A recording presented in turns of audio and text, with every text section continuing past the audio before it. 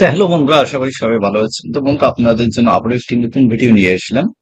তো আমরা পশ্চিমবঙ্গবাসী প্রায় সবাই আমরা কৃষিকাজ করে থাকি। তো কৃষিকাজ এবার দেখতেই পাচ্ছেন যে আমাদের ধান লাগার পর কিন্তু প্রচন্ড রোদ চলছে, অর্থাৎ আমাদের কৃষির খুব একটা ক্ষতি হওয়ার প্রায় চলছে। তো এই ক্ষতিটা আমরা সরকারের ঘাড়ে কিভাবে উঠে দেবো বা সরকারের কাছ থেকে কিভাবে ক্ষতিপূরণ নেব, তার জন্য কিন্তু আমাদের একটি ফর্ম ফিল আপ করতে হবে। তো সেই ফর্মটি কোথায় পাবেন এবং কিভাবে ফিল আপ করবেন? তো দেখতে পাচ্ছেন আমি একটি ওয়েবসাইটে কিন্তু আসছি, সেখানে লেখা আছে বাংলা শস্য বীমা। তো আপনাকে কিন্তু এই বাংলা শস্য বীমার আওতায় আপনাকে ইন্স্যুরেন্স করতে হবে। তো ইন্স্যুরেন্স করলে কিন্তু আপনাকে যে টাকা দিতে হবে সেটা কোনো কথা না। আপনি এখানে কিন্তু বিনা টাকায় একটা ইন্স্যুরেন্স পাবেন। তো আপনাকে কি করতে হবে?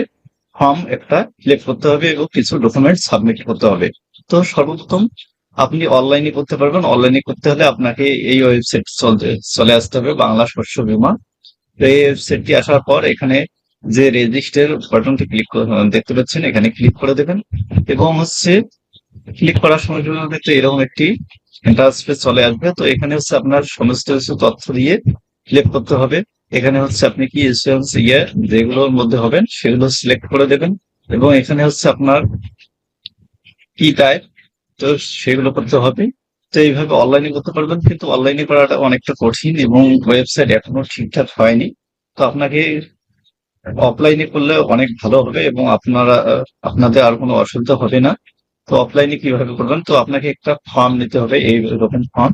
তো এই ফর্মটি কোথায় পাবেন? এই ফর্মটি আপনারা পাবেন কিন্তু আপনার যে নিকটবর্তী কৃষি বাজার আছে, কৃষি বাজার বা এগ্রিকালচার যে অফিস আছে সেখানে যাবেন। গিয়ে বলবেন যে আমাদের বাংলা শস্য বীমার একটি ইন্স্যুরেন্স করব, তো আমাকে ফর্ম দেন। তো আপনাকে এইরকম একটি ফর্ম দেবে।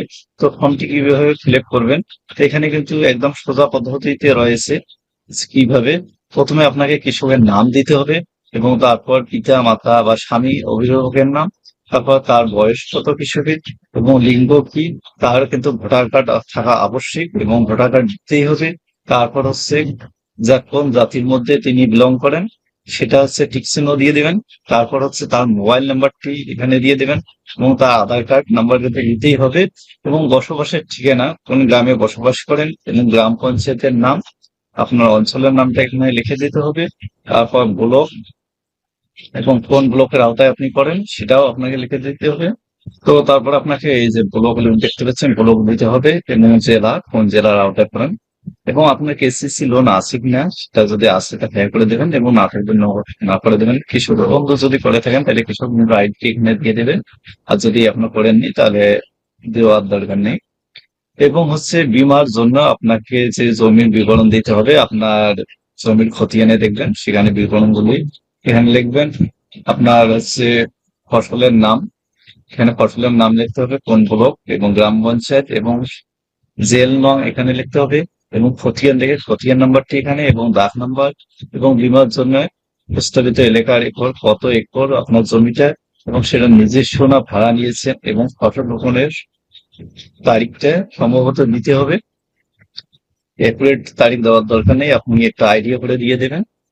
এবং এইভাবে কিন্তু আপনি যতগুলো আপনার জমি আছে সেগুলো দিতে থাকবেন এক এক করে। এবং নিচে আছে আপনার কৃষকের ব্যাংকের বিবরণ, আধার সংযুক্তিকরণ ব্যাংক অ্যাকাউন্ট, অর্থাৎ আপনার যে ব্যাংক অ্যাকাউন্টে আধার নাম্বার লিঙ্ক করা রয়েছে সেই নাম্বারটি কিন্তু দিতে হবে। এবং এখানে কৃষকের নাম, অর্থাৎ ব্যাংকের পাসবই অনুযায়ী যে নামটি রয়েছে সেটি দিতে হবে। এবং তারপর ব্যাংকের কোন ব্যাংক আপনার, কোন ব্যাংকের অ্যাকাউন্ট সেটা এখানে ব্যাংকের নাম লিখতে হবে। এবং সেই কোন ব্রাঞ্চ সেটা কিন্তু আপনাকে লিখতে হবে।